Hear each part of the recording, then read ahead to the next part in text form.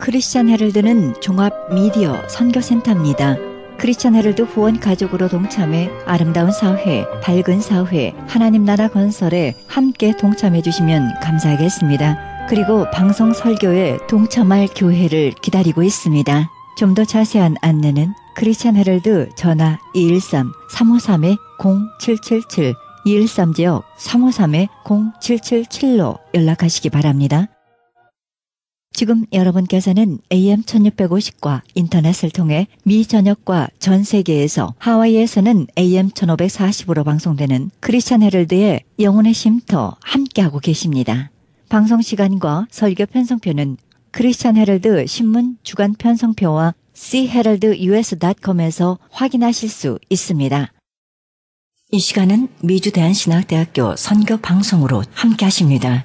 말씀하실 목사님은 한국 예수교 장로회 총회장님으로 수고하고 계시는 전광훈 목사님과의 인터뷰 함께 하시겠습니다. 크리스찬 헤럴드 청자 여러분 안녕하십니까? 미디어 방송국장 김수경입니다. 오늘 헤럴드 초대석 시간에는 대한예수교 장로회 총회 대신교단 총회장님으로 수고하고 계시는 전광훈 목사님 모셨습니다. 목사님 안녕하십니까? 안녕하세요. 유덕열 목사님 함께 하셨습니다. 안녕하십니까? 네. 특히 이렇게 LA 방문을 하신 목적이 있으실 것 같습니다. 말씀해 주시죠. 저는 한국에서 주로 세 가지 일을 해왔습니다. 첫째는 당연히 목사니까 이제 목회하는 일을 했습니다. 32년 전에 네. 신학교 졸업해서 집사람하고 개척교회 해가지고 하나님의 은혜로 네. 성북구 장위동에서 네. 주일날 모이는 것이 다는 아니지만 성도들 출석 한 5,000명 정도가 모입니다. 네. 그리고 또 부흥회하는 일을 네. 일찍이 제가 그 부름을 받고 30대 그렇죠. 중반에 한국 교단을 대표하는 각 교회에 네, 제가 네. 부흥회를 거의 다 많이 하셨죠. 하셨습니다. 네.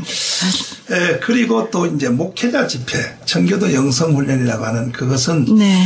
아마 2000년 기독사에서 기네스북의 기록에 오를 만큼 제가 한번 이 목사님들 성경 강의하고 하면 2만 명 가까이가 네. 모이는 이런 일을 주로 해오다가 또 한 가지 일이 이제 그렇죠. 이번에 LA 오게 된 그 동기가 된 일인데요. 네. 제가 늦게 낳은 그 아들이 하나 있습니다. 네. 이름이 전애녹이라고 죽지 말고 그냥 하늘나라까지 가라 네. 이름으로 끝까지. 네. 전애녹을 지었는데 근데 우리 아들이 초등학교 5학년 때입니다. 네. 5학년 때인데 하루는 부흥회를 갔다 와서 그 아들 방을 들어갔더니 책상 앞에 초등학교 5학년짜리가 네. 볼펜으로 쓴 것도 아니고 매직 잉크로 부씨를 죽여라 이렇게 썼어요. 네. 그래서 제가 놀라가지고 교회 마당에 놀고 있는 우리 아들을 불렀습니다. 전에는 아빠가 혼내키려고 하는 게 아니고 한번 물어보려고. 네. 뭔데 그래서 이게 뭐야 그랬더니 눈을 샥 뒤집더니 주먹을 쥐더니 부시를 죽여야 된다는 거예요. 그래서 부시가 누구냐 그랬더니 미국 대통령이지. 미국 대통령을 너가 왜 죽이는 거야? 학교 선생님이 죽이라 그랬거든. 네. 놀라서 우리 교회 장로님 중에 한 분이 그 교장 선생님이 계십니다. 네. 그래서 불러가지고 장로님 우리 아들 담임 선생님의 뒷조사를 한번 해보세요. 왜 그러냐고 물어요.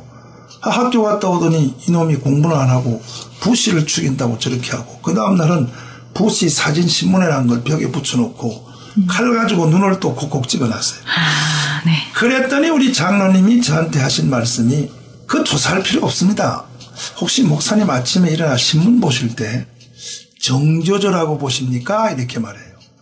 그 정교조 알지? 그 초등학교 선생님들이 존재 안 받기 운동하고 좀 착한 선생님들 같은데 그랬더니 네.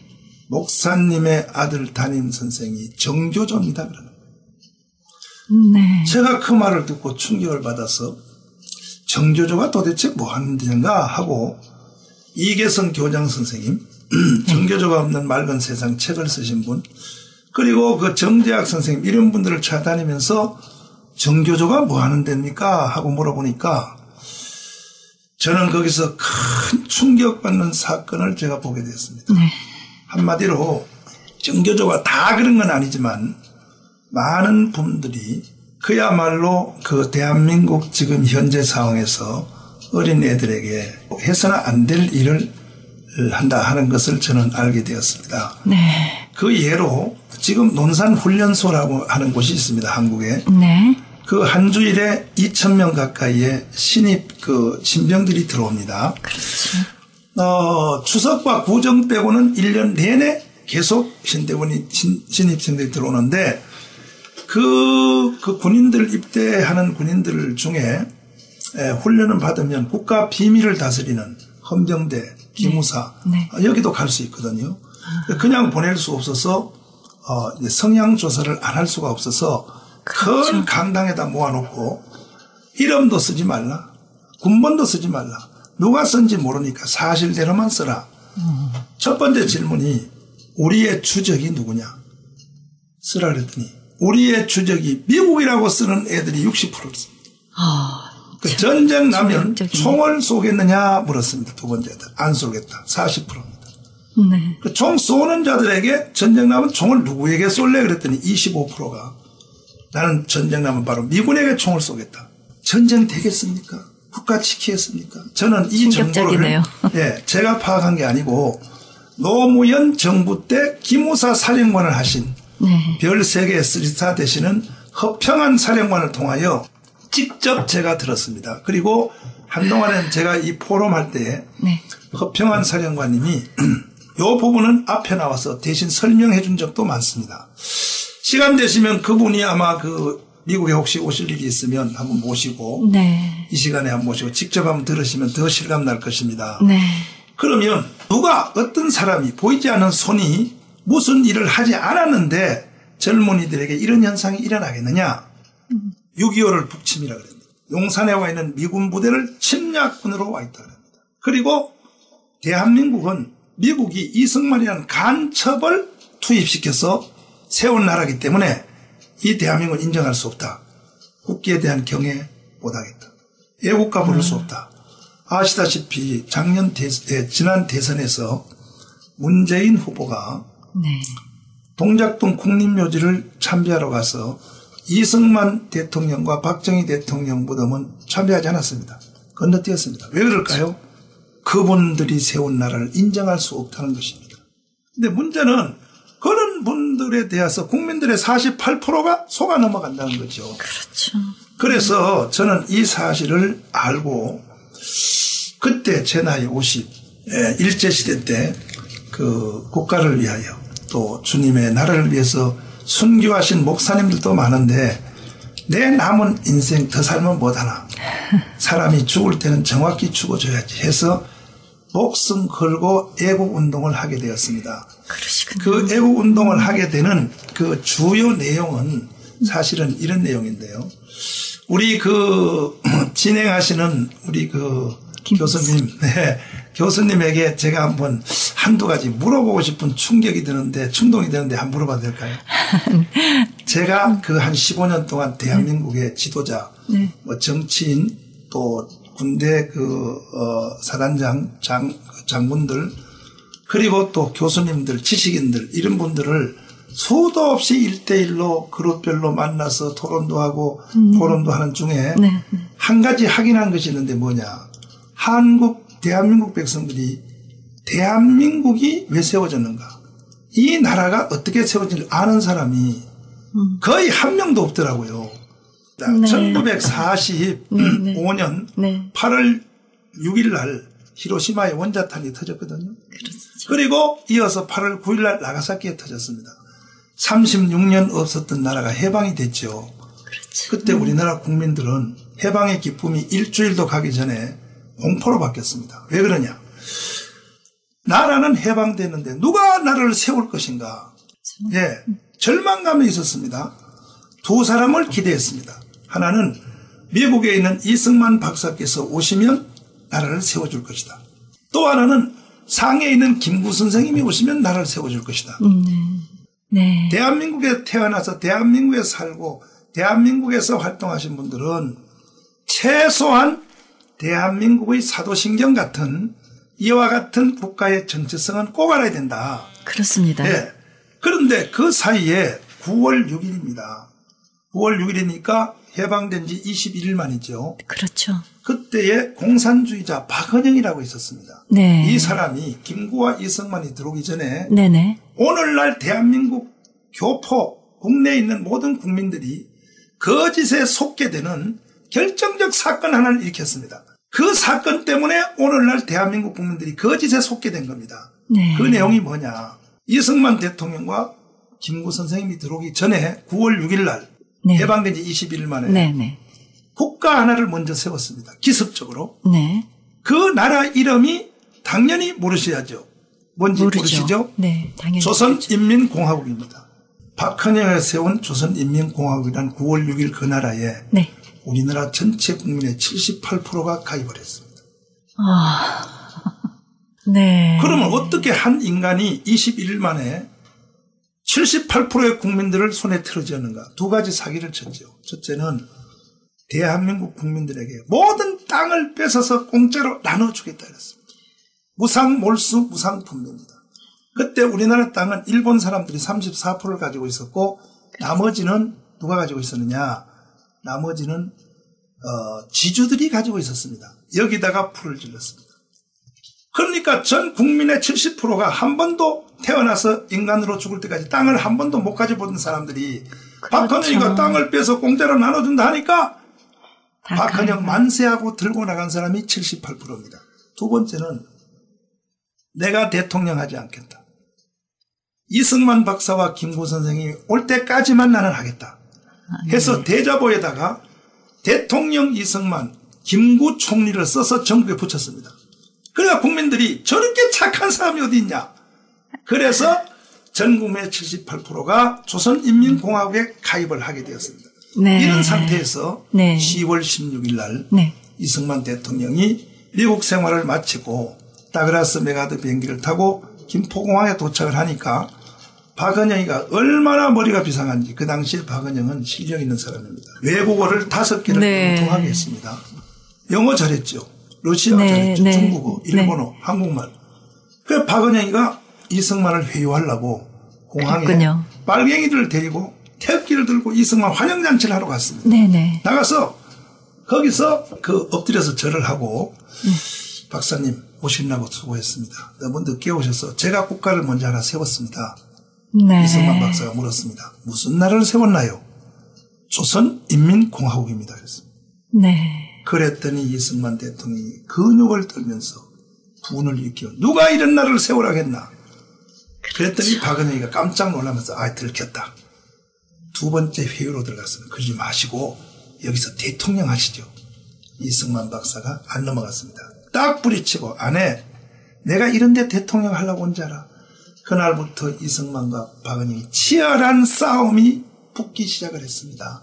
네. 그때 이승만이 이기면 오늘 같은 대한민국이 이루어지는 거죠. 그렇죠. 박헌영이가 이기면 북한 같은 나라가 이루어지는 거죠. 네. 네, 교수님에게 한번 물어볼까요? 누가 이겨야 되겠습니까? 이승만이가 이겨야 됩니까? 박헌영이가 이겨야 됩니까? 당연히 이승만이. 그러죠. 네, 그런데 그렇죠. 지금 한국은 그렇지 않습니다. 특별히 젊은 사회에서는 박헌영이가 이겨야 된다. 이렇게 믿고 주장하는 사람들이 예상외로 숫자가 많이 늘어났습니다. 심각하네요. 심각합니다. 네. 그래서 이승만은 아시다시피 교회 장로님이십니다. 네, 밤새도록 웁니다. 하나님 나라가 해방됐다고 한국에 왔더니 그렇죠. 공산주의가 빨갱이 나라가 이루어졌네요. 어떻게 하면 좋냐고 했더니 영락교회 장로님인 오제도 장로님이 네. 이승만 박사를 찾아가서 박사님 울지 말고 저에게 맡겨주십시오. 어떻게 나를 세우겠는가. 네. 그때 오제도 장로님이 하신 말씀이 뱀을 잡을 때는 꼬리를 자르면 안 됩니다. 그 머리를 봅니다. 처음부터 머리를 쳐야 된다니까. 그게 무슨 말이에요? 그러니까 박헌영 저놈을 잡아야 됩니다. 박헌영을 어떻게 잡아? 전 국민의 78%가 박헌영을 추종하는데 그렇죠. 오늘부터 제가 해보겠습니다 하고 박헌영의 미행을 시작했습니다. 네. 드디어 걸려들었습니다. 을지로 이가에 있는 정판사라고 네. 돈 찍는 기계입니다. 조폐공사. 네. 이것을 일본 사람들이 놓고 도망갈 때 불 지르고 간 게 아니고 일부러 잉크와 종이를 더 많이 구해놓고 갔습니다. 왜? 누구든지 돈을 찍어서 나라 망하라고. 일본 사람들이 심양에서 관동군에서 철수할 때도 아예 거기는 돈까지 찍어서 도시에 다 뿌리고 갔습니다. 일본 사람들이. 근데 우리나라에 그것을 누가 차지했냐? 박만술이라고. 네. 박락 좀 부자가 차지했는데 네.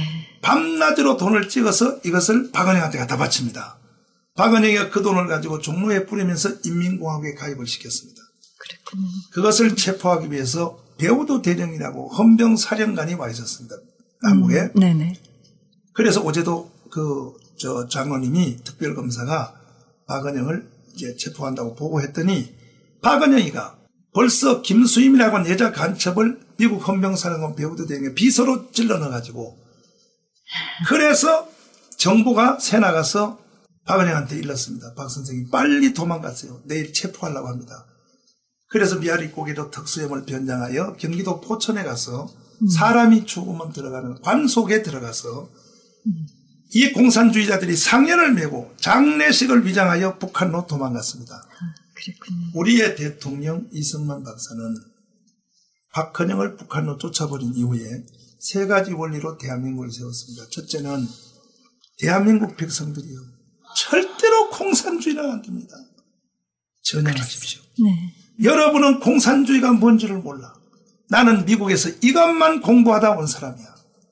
절대로 공산주의는 안 됩니다. 그때 우리나라 국민들이 공산주의가 뭔지를 몰랐어요. 네. 대한민국 국민들이 공산주의를 체험하게 된 것은 그 후에 6.25를 통하여 알게 된 겁니다. 그렇지. 전향하십시오. 두 번째는 뭐냐. 네. 그래도 내 말이 이해가 안 된다면 사상은 자유니까 여러분들이 원하는 나라가 있다. 어디가 있냐. 북한이다. 북한 가서 하라는 거예요. 그래서 이승만 박사는 북한으로 가도록 개성까지 열차로 다 실어다 줬습니다. 그때 넘어간 사람이 9만 명이 갔습니다. 북한으로. 그렇군요. 서울대학 교수 절반이 북한으로 넘어갔죠. 세 번째입니다. 안타깝네요. 예, 네, 세 번째입니다. 네. 이승만 대통령은 이 나라를 세우기 위하여 첫째는 전향하라. 그렇죠. 둘째는 북한으로 가라. 거기 가서 해라. 세 번째는 뭐냐.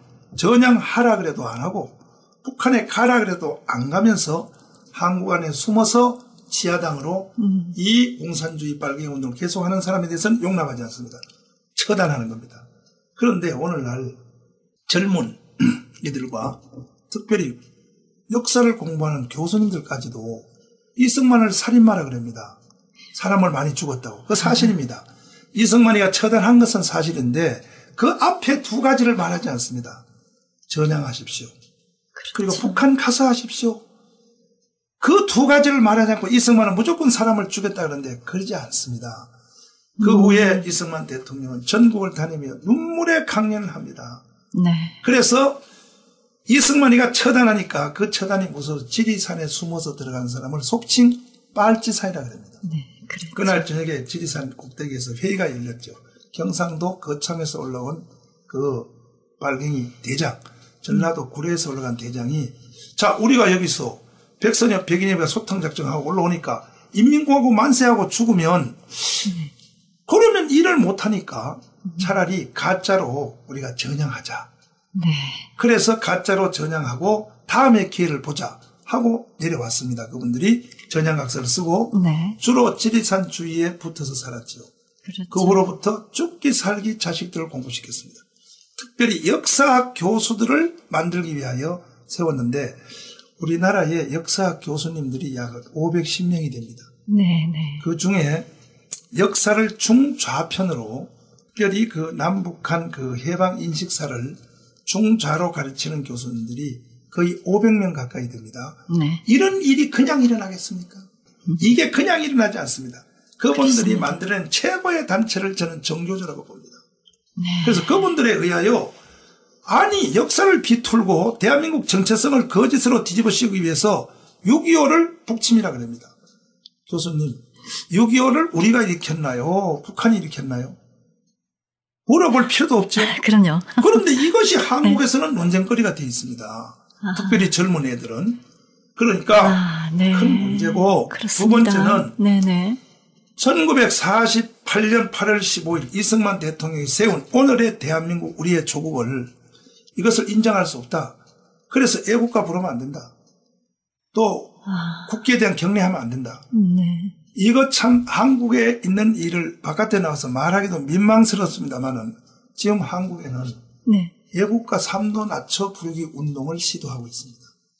애국가를 왜요? 3도를 낮춰 부르면 음이 떨어져서 어떻게 불러? 이것이 네네. 되면 어떻게 되냐면 장송곡 같이 된답니다. 그렇죠. 침침하게. 그렇죠. 그래서 애국가 이 시대에 안 맞다. 애국가를 폐기하자. 이런 운동을 전개하는 일이 일어났는데 그것은 그랬어요. 범죄 행위입니다. 그렇게 해서는 안 되고요. 특별히 그분들이 애국가를 증오하는 것은 우리의 애국가 속에 하나님이 보호하사는 말이 있지 않습니까? 그렇습니다. 저는 이 방송을 주로 믿는 성도들이 많이 들으실 줄 믿고 하는데 저는 우리나라의 애국가가 전 세계 애국가 경연대회에 나가도 저는 우리나라 애국가 1등하다고 생각합니다. 그렇습니다. 제가 미국 애국가를 자세히 들여다봤죠. 우리나라 애국가만 못해요. 여기에 하나님이 그렇습니다. 보호하사는 말이 없더라고요. 없죠. 이러한 애국가를 왜 우리나라에서 없애려고 하느냐. 그러면 그 뒤에 숨은 손이 누구냐. 이런 일에 대해서 제가 전국에 15년 동안 애국 포럼을 하는 중에 그렇군요. 하는 중에 제가 한 가지 안타까운 일은 뭐냐.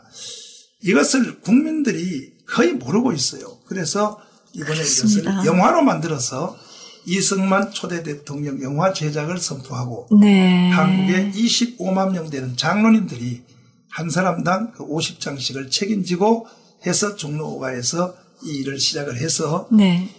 지금 이 영화가 나오면 보겠다 하는 가상 MOU를 체결을 해서 네. 사인을 받았는데 지금 약 2,800만을 능가했습니다. 그렇군요. 그래서 네. 200만만 더하면 우리의 목표인 300만이 300만. 관람할 수 있도록 네. 우리나라 영화는 아직 2천만 넘어간 적 없습니다. 우리 총회장을 모시고 네. 이승만 초대 대통령 영화 제작에 대한 그 설명회가 있죠. 그렇군요. 총회장님으로서 지금까지 여러 가지 일을 감당해 오셨습니다. 나름대로의 비전과 목적과 그런 부분들이 어떻게 잘 이루어졌다는 생각하십니까? 네, 이롯점은 제가 어떻습니까? 애국 운동을 하다 보니까 네. 참 어려운 점도 많습니다. 반대하는 주로 이제 네. 중좌에 속한 분들이 저를 타격하기 위해서 네. 인터넷에 아마 인터넷 제 이름 치고 들어가면 지금까지 들으신 생각 네. 다 아마 오해를 받아서 이게 맞느냐 할 정도로 그렇습니다. 제가 그런 많은 공격을 당하고 있는데 네, 그렇습니다. 진리는 결국 승리하게 되는 겁니다. 그렇습니다. 그래서 제가 이 총회장이 되고 나서도 우리나라의 교단이 지금 약 한 400개 가까이로 분열이 되어 있습니다. 네. 우리나라 교단 분열사는 제가 보니까 1938년 9월 9일 날 평양에서 네. 27회 총회를 하게 됐는데 거기서 사실 최악의 총회죠. 주기철 제명, 손양원 제명, 신사참배 결의를 하게 되었습니다. 그 한 사건 때문에 네. 교단이 분열되는 사건이 일어났죠. 해방 후에 신사참배를 하신 분들, 안 하신 분들이 대립되어서 그렇죠. 함께 예배드릴 수 없다 해서 이제 교단이 그때부터 교단이 나눠지기 분열됐죠. 시작하고 네. 그 후에 또 다시 이제 여러 가지 이유로 교단이 분열됐는데 교단 분열의 사건과 민족의 슬픈 사건이 항상 같이 간 것을 우리는 역사학 교수들을 통해서 확인하게 됐습니다. 네, 그렇습니다. 평양에서 있었던 27회 총회의 교단 분열 사건 때문에 같은 해방을 맞이했으나 남북한이 갈라졌습니다. 네, 네. 그때 평양에서 주도한 27회 총회를 주도한 주기철 제명, 손양원 제명, 신사참배 결의한 분들이 주로 북한 출신 목사들이었습니다. 그리고 그것이 이루어진 곳이 바로 평양이었습니다. 네네. 아시다시피 하나님은 우리가 대선지서 소선지서를 보면 네. 도로와 시돈을 비롯하여 어느 곳이든지 하나님을 반역하는 문화 행사라든지 이런 것을 하면 그냥 안 넘어갑니다. 짚고 넘어갑니다. 그래서 그렇죠. 우리나라가 해방 후에 같은 36년 일본으로부터 고난을 당했음에도 불구하고 북한은 사단의 손에 던지고 한국의 자유의 축복을 주신 이유를 역사학자들이 다른 곳으로는 해명이 불가능하다는 겁니다. 평양에 있었던 37회 총회로 볼 수밖에 없다. 그 후에 또 해방 후에 또 교단들이 갈라질 때 6.25가 일어났고 유경수 역사 저격 사건을 비롯하여 심지어 지난번에 있었던 견해는 달리합니다만 저는 작년에 네.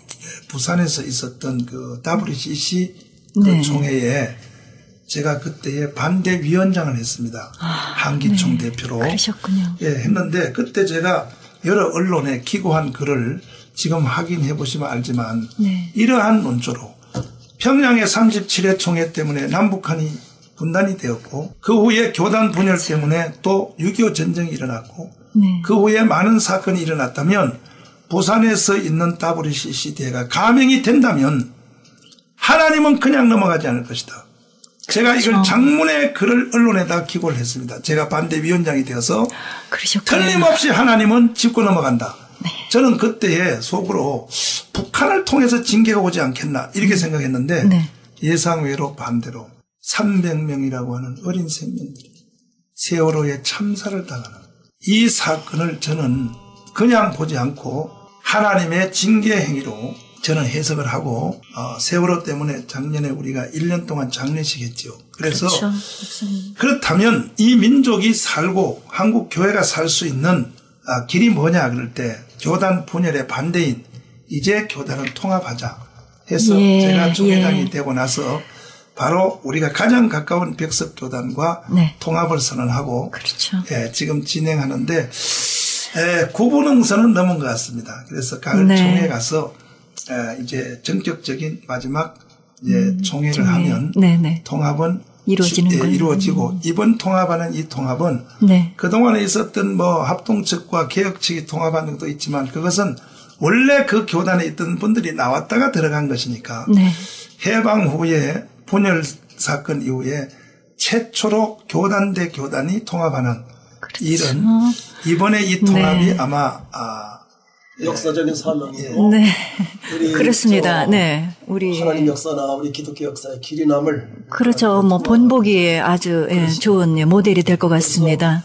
1만 교회 100만 성도 운동이 벌써 들어갔거든요. 우리 전광훈 목사님께서 이제 총회장을 맡으셔서 전광훈 목사님의 리더십, 그다음에 그렇죠. 장명윤 목사님의 리더십이 이제 모세의 리더십과 같이 네, 하나가 돼서 모세와 아론 같이 네네. 금년 총회 때 이제 100% 아름다운 통합의 결실을 맺을 네. 것을 이미 확정이 이렇게 됐습니다. 네. 참 아름다운 일이라 생각됩니다. 일이죠. 네. 기독교 역사에 나오는 쉽지 않습니다. 근데 하셨습니다. 그 교단 통합은 이제는 그 목사님들의 선택사항이 아니고 이제는 이것은 할 수 없이 안 하면 안 되는 네네. 왜냐하면 그 한국 교회가 지금 사실은 거의 힘을 잃고 있습니다.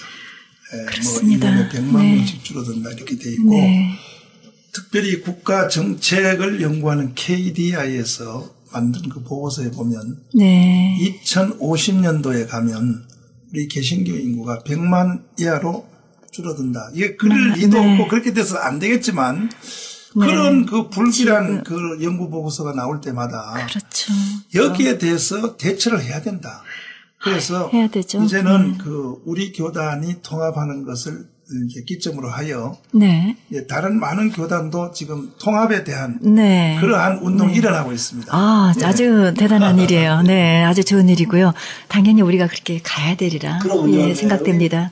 교단이 통합이 될 때, 네. 남장로교회 북제 통합될 때 한번 역사를 보십시오. 미국이 가장 힘 있는, 가장 힘 있는 이러한 전성기를 가지게 되었다면 네. 저는 이번에 우리 통합을 통하여 하나님이 우리 한민족의 소원인 남북 통일의 선물을 주지 않겠나. 아멘. 예, 저는 기대하고 있습니다. 소원합니다.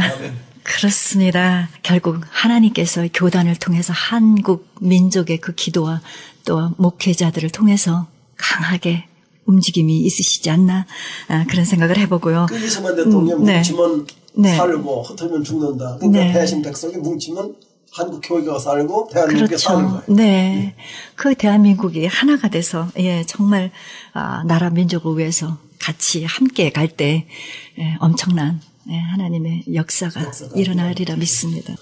그렇죠. 구약 교회가 회복되는 네. 예루살렘의 회복 운동이 일어난 것처럼 그렇죠. 한국 교회도 저는 에스겔 37장의 본문을 모든 교단들이 공유해서 그렇죠. 이 말씀을 공유하여 하나의 뼈가 다 붙어지면 그렇죠. 저는 하나님의 축복이 많으리라. 그렇습니다.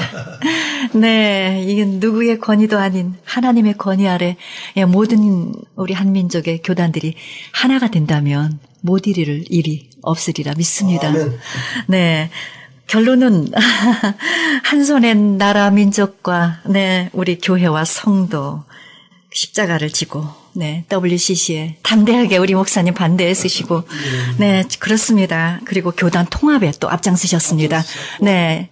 이승만 대통령 그 일대기 용화는 우리 전광훈 총회장님 아니면 그걸 제작을 정말 아무도 예 그렇습니다. 이게 이제 300만 넘어서 500만 대단하십니다. 네. 볼 수 있도록 그렇죠. 청취자 여러분들께서 기도해 주시고 네. 또 우리 이승만 대통령 교회 장로님이세요. 그리고 또 건국 대통령이시고 네. 그래서 이제 제작 때문에 하와이에 거쳐서 이제 이렇게 LA 오셨는데 네네. 네, 우리 청취자 여러분들도 많이 기도해 주시고 이 그렇죠. 제 영화가 이승만 대통령 전기 영화가 네. 아주 폭발적으로 많이 시청할 수 있도록 그리고 이제 LA에서도 그렇죠. 시청할 수 있도록 그렇게 그렇죠. 기도해 주시면 감사합니다. 그 단순히 이승만 대통령께서 국가를 세운 초대 대통령이라는 네. 하나만 가지고는 대통령의 삶 속에 국가를 그렇죠. 세운 일 속에 복음이 들어 있습니다. 그렇습니다. 예, 이승만 대통령의 그 마지막 회고록에 보면 나의 마지막 목표는 대한민국을 기독교 나라 만드는 것이다. 네. 그리고 네. 그분은 그 양형대군의 16대 후손으로 태어나가지고 사실은 그 배제학당을 거쳐서 한성 감옥에 가게 됐거든요. 네. 우리의 대통령 이승만은요.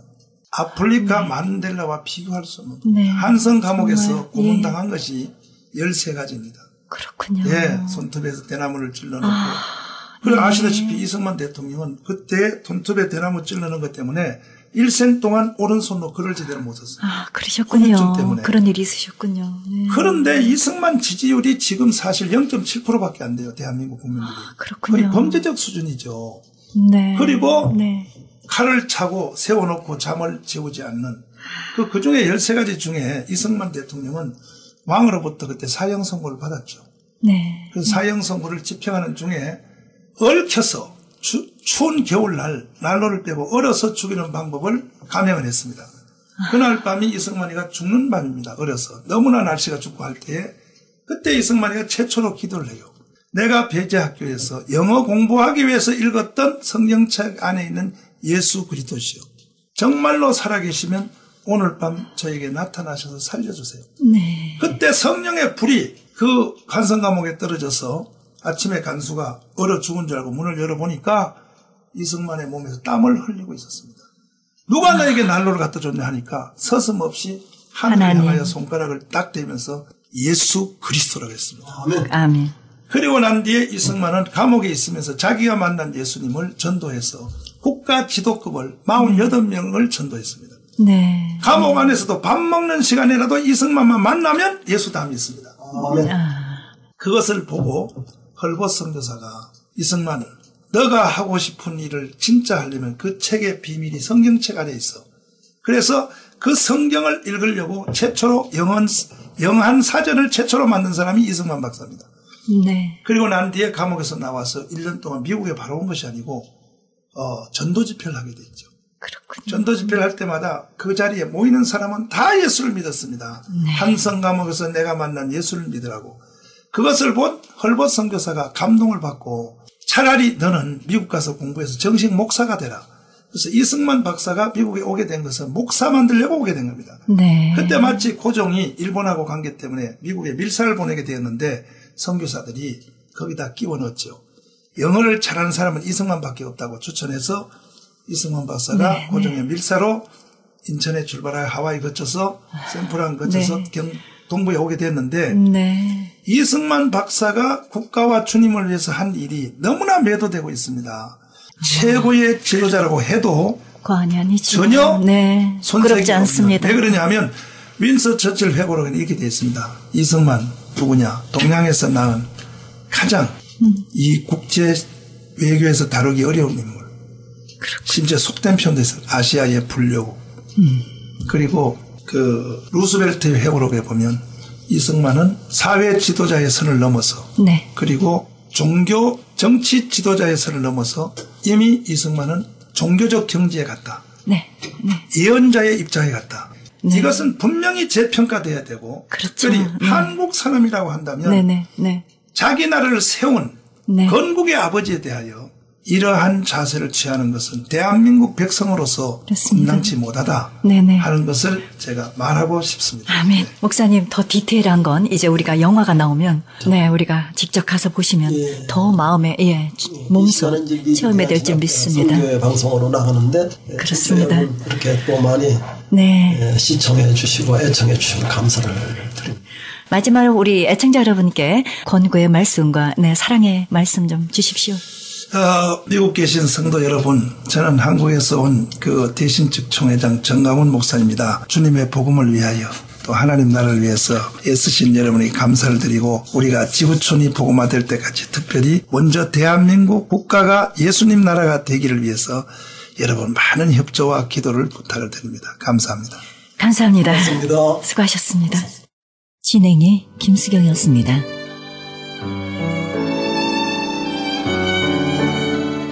지금까지 한국 대한예수교 장로회 총회장님으로 수고하고 계시는 전광훈 목사님, 유당열 목사님과의 인터뷰 함께 하셨습니다. 미주대한신학대학교는 2911 웨스트 베벌리 블루버드에 위치하고 있습니다. 좀 더 자세한 안내는 전화 213-737-3708, 213지역 505-1947로 문의하시기 바랍니다.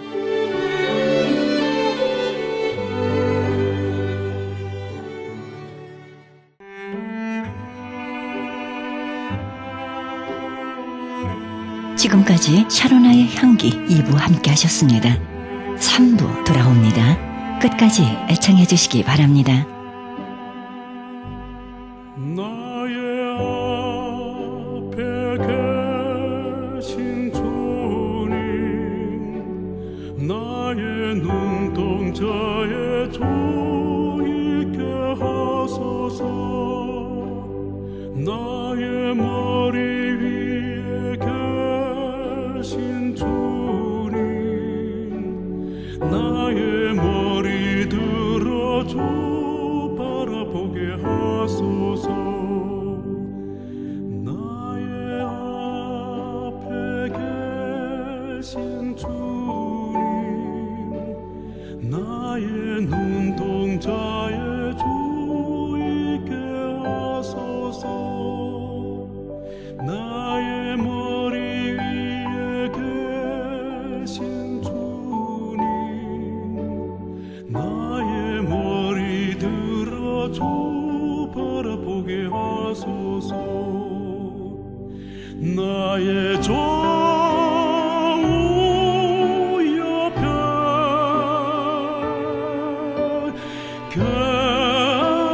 계신 주님, 나와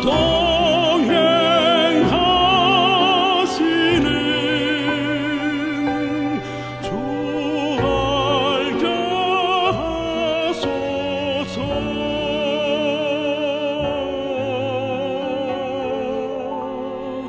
나의 뒤에 계신 주님, 나를 안으시며 보호하시